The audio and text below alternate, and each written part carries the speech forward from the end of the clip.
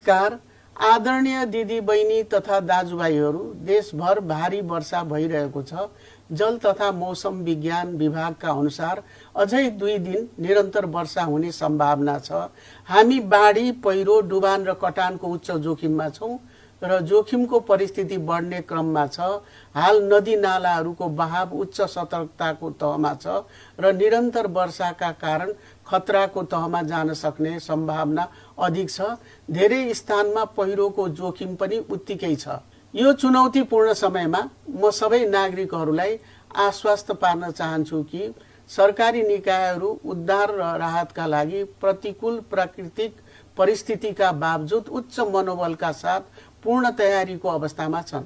यस बखत नेपाल प्रहरी, सशस्त्र प्रहरी, नेपाली सेना, प्रशासन, स्वास्थ्यकर्मी, अन्य सेवादायी निकायहरू आपतकालीन सेवाहरू नागरिकहरूलाई यथासम्भव तत्काल सहयोग प्रदान र जोखिमपूर्ण क्षेत्रहरू सुरक्षित गर्न 24 घण्टा तयार अवस्थामा रहेका छन्।